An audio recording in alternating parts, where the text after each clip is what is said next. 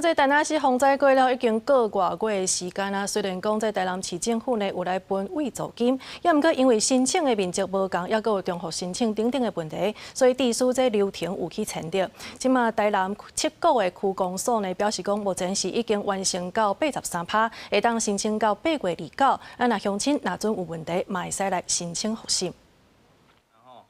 今日大土起，灾民哪去破损的所在，哪公家拢总爱开钱，无恐惊大雨来就过会滴水。但那是洪灾过1个月啊，灾民拢咧重建家园。虽讲政府有挂修缮的慰问金，毋过保无到位，民众讲即阵干来当先甲人累钱，加减来读。千十万的对。啊，敢过啊？有可能过啊？一定拨啦。有过啊。所以你感觉因即届速度安尼敢紧？足紧。政府有说要紧拨来互阮啦，啊无阮拢爱去招啦。感觉足好的喏。啊，即马有较正常，有较恢复啊啦吼。有啦。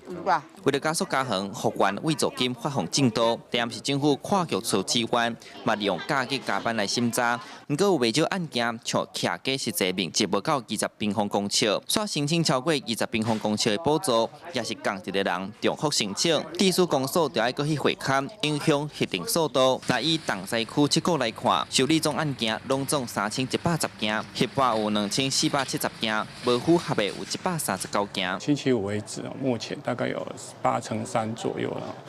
那总统跟市长也非常关心我们的核拨率的问题啊。就公所而言，我们的同仁都不分假日来出勤来加班哦，那也非常的辛苦。厝顶甲外墙损害面积补助金分1万、5万、10万。 在地里长肯定1万块由市府发送的速度确实真紧，不过里长反映当初是申请慰助金的面积，参每合工班认为结果无同，地书申请补助面积有寡定大。因为即摆公部门有每合工班吼，来要帮因做即个看厝顶的即个契约已经签约啊吼，伊发现讲吼，伊这歹去的毋定100平方公尺啦。 公所回应申请补助期限到8月29，乡亲陆续的收到核定单，若假是有任何问题，会使提出复习的申请，公所就会到场会勘。记者从台南采访报道。